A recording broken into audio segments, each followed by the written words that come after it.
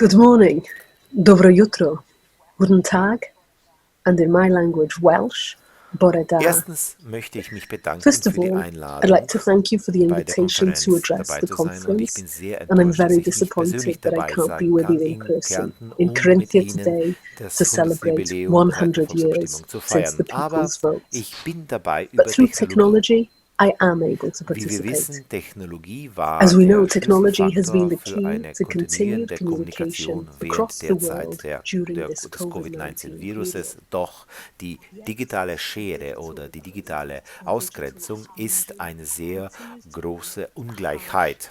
Covid-19 hat klar gezeigt, wie das einzelne Personen beeinflusst und das von allen Altersgruppen, das Geschäftsleben, Bildung, Kultur, Demokratie, Politiken und so weiter. Digitale Deprivation hat ein sehr großes Faktorenspektrum in sich. Es gibt also keinen Zugang zu Fertigkeiten, wirtschaftliche Ressourcen und auch schlechte Kommunikationsinfrastruktur mit sehr schlechten Geschwindigkeiten und auch Sprachenbarrieren. Ich lebe an der Peripherie von Europa, 3 Stunden von jedem Flughafen, in einem Teil von Wales, der stark dafür gewählt hat, dass wir in der EU bleiben. 2016. Aber das ist eine andere Geschichte. Ich habe Zugang zu guter digitaler Infrastruktur. Während des Lockdowns Arbeit über Zoom, Google Classrooms, Teams und es hat sich nicht angefühlt, als ob ich an der Peripherie wäre. Eigentlich mit vollem digitalen Zugang war der Lockdown so, dass er die geografische Entfernung eliminiert hat und es gab die Strukturenunterschiede nicht zwischen den Zentren und der Peripherie. Für eine Zeit lang erreichte man hier eine neue Gleichheit. Für diese, die von zu Hause gearbeitet haben, in ländlichen Gebieten, in Bergdörfern, wir waren auf dem gleichen Platz wie Menschen in Hauptstädten. Ich denke, wir müssen hier daraus was lernen, wenn wir jetzt die Gesellschaft wieder öffnen. Wir dürfen nicht die Umweltnotwendigkeit benachteiligen, dass wir unsere Reisetätigkeit reduzieren. Die neue Normalität da kann nicht sein, dass die Großstädtler zu alten Strukturen übergehen und wir, wo wir außerhalb der Zentren sind, wird von uns erwartet, dass wir über Technologie mitwirken, um Reisetätigkeit auszuweichen und um unseren kollektiven Einfluss auf die Umwelt zu reduzieren. Lockdown hat gezeigt, dass wenn wir digitale Deprivation behandeln können, dann können wir über Kulturveränderungen eine ausgewogenere Mitwirkung in allen Sektoren der Gesellschaft anstreben. Die Dynamik zwischen Zentrum und Peripherie, in der Geografie, in der Macht, das ist alles sehr bekannt in Konzepten in Verbindung mit Minderheiten. Hauptstädte sind im Zentrum der Macht. Minderheiten sind an der Peripherie, aber auch Zentren in der Peripherie, die so innerhalb der Minderheitengemeinschaften auch bestehen. Es gibt zahlreiche. Hier in Europa, hier haben wir dynamische Hauptstädte, die Ressourcen anziehen, die politische Macht anziehen, Menschen anziehen und auch wirtschaftliches Vermögen anziehen. Und somit wird alles in eine zentripetale Richtung gerichtet, Richtung Zentrum. Urbanisation in der Aktion. Und auf der anderen Seite sehen wir auch Politiken, die dem entgegenwirken, die eine zentrifugale Ansatz anstreben, wo verschiedene Machtzentren vom Zentrum in die Peripherie angesetzt werden, um damit ein mehr gleichwertigeres System im Land oder in der Region zu erreichen. Wenn wir weiter einzelne Verbindungen untersuchen zwischen dem kreativen Sektor und der Sprachenpolitik, werden wir einige dieser Politiken auch sehen können. Im Bereich von Minderheitensprachen sprechen wir hier von Sprachplanung, Sprachpolitiken, von einem Set von verschiedenen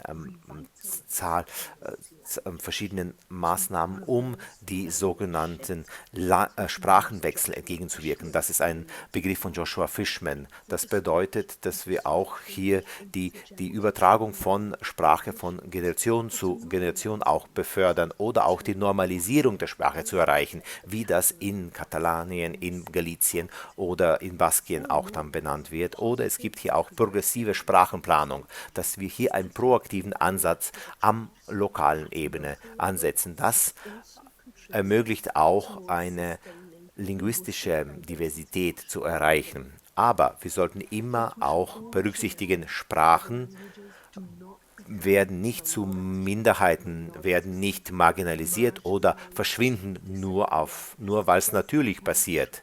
Die Zentren von Macht, die Länder, die globalen Korporationen haben sehr effiziente Sprachpolitiken und Sprachplanungen, aber sie benennen sie nicht so. Normalerweise ist das Bildung, Medien, wirtschaftliche Entwicklung, ohne die Sprache diese Aktivitäten zu benennen. Es gibt keine solche Sache wie sprachenneutrale Politiken. Entweder ist das benannt oder nicht. Sie haben immer einen Einfluss auf die Vitalität von Sprachen und auf die Zwischenbeziehungen zwischen den Sprachen. In Sprachplanung können wir traditionell von zwei Säulen sprechen: Statusplanung und Korpusplanung. Auf der einen Seite Statusplanung kann zusammengefasst werden, als dass man der Sprache den richtigen Kontext gibt, um gut sich zu entwickeln, dass wir den benachteiligten Status verbessern, dass wir Sprachengleichheit erreichen. Auf der anderen Seite, Korpusplanung kann beschrieben werden als etwas, dass wir der Sprache die notwendigen Sprachwerkzeuge geben, damit sie in der modernen Welt arbeiten kann. Dass sie divers und eine sehr kohärente Sprecherhauch hat. Über die Jahrzehnte gab es andere wichtige Säulen wie der Ansehen, der Benutzung, die Beziehung zur Sprache und so weiter und so fort. Wenn wir weiter zwischen den Verbindungen der kreativen Sektoren und der Sprachplanung anschauen, sehen wir Parallelen zwischen diesen beiden Prinzipien, nämlich Status und Korpus in Soziolinguistik. Und hier haben wir zwei grundlegende Teile dieses kreativen Sektors. Ein wichtiger Aspekt der Sprachenpolitik ist Regulierung von Medien. Üblicherweise ist die Regulierung von Medien in zwei Aspekte geteilt. Einmal, wir haben hier die Regulierung der Medienstruktur, hier haben wir Entscheidungen über den Zugang zu Quellen, zum Spektrum, zu Breitband, zu Radiofrequenzen und so weiter. Es geht darum, den Kontext und die Bedingungen zu erschaffen, wo Medien auch erschaffen, verteilt und auch aufgenommen werden. Auf der anderen Seite sehen wir dann die Regulierung des Inhalts von Medien, des Programms, das gemacht wird, des Webinhaltes, der Wörter, der Klänge. Also wir können sagen, dass die Konzepte von Status und Korpus in Sprachplanung können wir direkt nachvollziehen in die Struktur und den Inhalt im kreativen Sektor. Wenn wir jetzt den Einfluss des kreativen Sektors anschauen, aus dem Blickwinkel der progressiven Sprachplanung, Sprachpolitiken, haben wir hier 4 spezifische Aspekte: wirtschaftliche, kulturvertretende, politisch-soziale und sprachliche. Und beginnen wir mit dem wirtschaftlichen Aspekt. Der kreative Sektor ist sehr klar eine Gruppe von sprachverbundenen Industrien, von Verlagswesen, Fernsehen, Sozialmedien, Theater, Online-Vorträge. Also dieser Sektor zeigt sich über Sprache und über Sprachengebrauch. Sehr oft ist der Inhalt über Zusammenarbeit gemacht. Wiederum wird die Sprache benutzt. Und diese Tätigkeiten sind nicht nur eng verwoben, sondern sie haben auch Einfluss auf Bildung und Weiterbildung. Investitionen in diesem Sektor ermöglichen Beschäftigung und sie geben auch Wertschöpfung, Status, verschiedene Bestrebungen und auch Relevanz den verschiedenen Minderheitensprachen. Sollten jetzt alle Aspekte der kreativen Sektoren in Minderheitensprache in ihren Zentren niedergelassen sein? Nicht alle sind es, nämlich die Haupttageszeitung der Basken La Berria ist in einer kleinen Stadt Andoai angesetzt, ungefähr 15 Kilometer aus der Hauptstadt weg. Ein bekanntes Beispiel ist auch die Entscheidung des walisischen Fernsehzentrums, dass sie das Zentrum von Cardiff, der Hauptstadt von Wales, nach Carmarthenshire umverlegen, in einer kleineren Stadt, wo die Anzahl der walisisch sprechenden Menschen hoch ist. Aber dort gibt es auch den Bedarf für neue wirtschaftliche Investitionen. Und Investitionen in die kreativen Sektoren ist Investition in die Sprache. Zweitens, wie steht es um die kulturelle und vertretenden Einflüsse?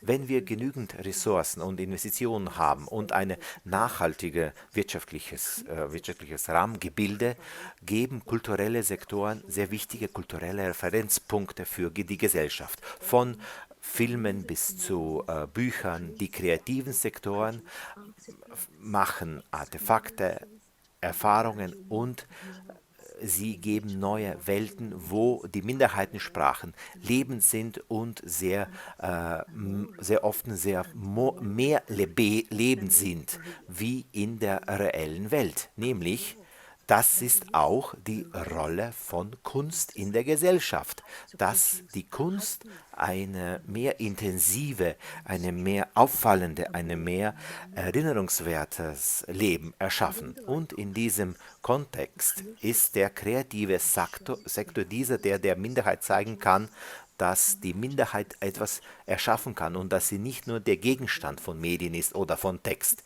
Diese Macht, als Vermittler zu sein, gibt der Minderheitensprache eine Rolle im Zentrum und nicht an der Peripherie der Produktion. Zum Beispiel Sami-Medien sind hier ein tolles Beispiel von einer Minderheit, die diese Vermittlerposition einnimmt und nicht als Gegenstand fungiert von Dokumentarien von anderen Menschen. Heute ist die Kunst und Kultur werden auch so gemessen, wie sie das Wohlbefinden und auch die Gesundheit beeinflussen, wie sie soziale Kohäsion beeinflussen, wie sie auch die Qualität und den Zugang auch dann ermöglichen. Das ist auch ein Teil des Erfolges in progressiven Sprachplanung. An dritter Stelle behandeln wir jetzt die politischen und sozialen Aspekte. Kulturmedien wirken als die kollektive Erinnerung einer Gemeinschaft. Sie befassen sich mit wichtigen Ereignissen, wie das Ereignis, das innerhalb ihrer Konferenz gefeiert wird.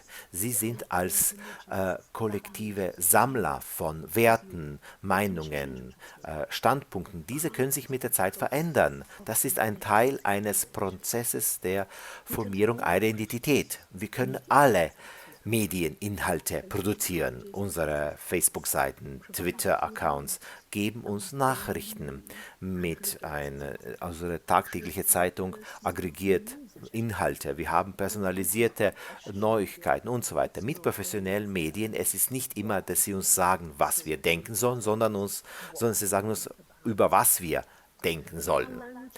Unsere Sprachen benötigen auch eine Bedingung, dass sie in der Öffentlichkeit arbeiten, nicht nur in sehr privaten Settings arbeiten. Und als Sprecher einer Gemeinschaft benötigen wir gemeinsame Räume für unsere Sprachen, dass sie dort auch atmen.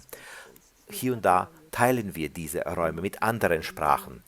Wir Zweisprachige Personen können mehrere Räume einnehmen. Aber auch Minderheitensprachen müssen Räume haben, wo sie die dominante Sprache sind, wo sie die natürliche Sprache sind. Der kreative Sektor kann diese Räume erschaffen.